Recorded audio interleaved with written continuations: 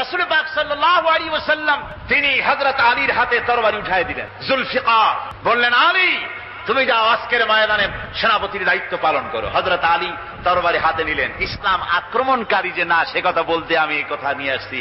হযরত আলী গেলেন, যায় মুরাহহাবের সামনে পড়েছেন। মুরাহহাব হলো হাদিসে এসেছে, মুরাহহাব হচ্ছে কাফেরদের নেতৃত্ব দিচ্ছে।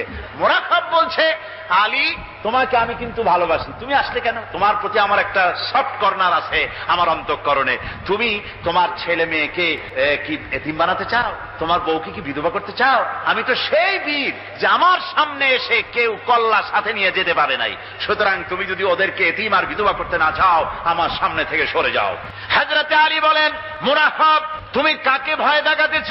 তোমার তরবারি এই সমাজের কিছু কাফেরেরা ভয় করতে পারে, তুমি কি আমারে চেনো নাকি? তুমি কারে ভয় দেখাও? তাম পৃথিবীর সমস্ত কাফেরদের উপরে আল্লাহ রাব্বুল আলামিন আমাকে বাগ বানায় পাঠিয়েছেন। তরবারি দিয়ে প্রমাণ হবে। মুরাহহাব বলে, তুমি আঘাত করো। কয় না, আক্রমণ তো করব না আমি, আগে তুমি করো, আমি প্রতিহত করব। আক্রান্ত হলে পরে তারপরেই জবাব দেব।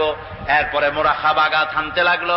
হযরতে আলী সমস্ত রণকৌশল দিয়ে আঘাতগুলি তিনি ফিরিয়ে দিতে লাগলেন। এরপরে হযরতে আলী বলছেন, মুরাহহাব এবার তৈরি হও আমার আঘাত সহ্য করার জন্য। হযরতে আলী জুলফিকার তুলে আঘাত করলেন।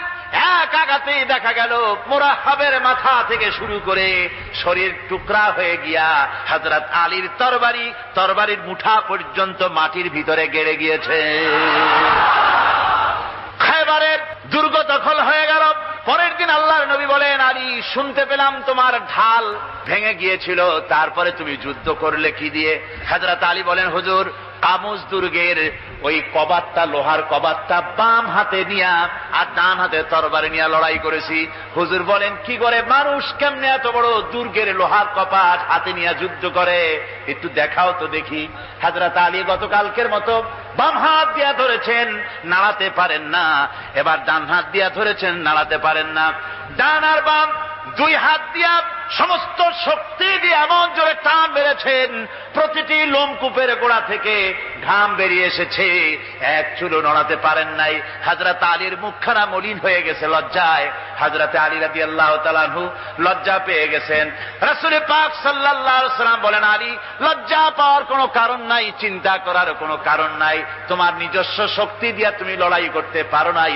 এত বড় লোহার দরজা নিয়া, কবাত নিয়া মানুষ এভাবে লড়াই করতে পারে না। আল্লাহ তার দ্বীনকে বিজয়ী করার জন্য তোমার ভিতরে আল্লাহ রাব্বুল আলামিন ক্ষমতা দিয়েছিলেন। জোরে বলেন সুবহানাল্লাহ।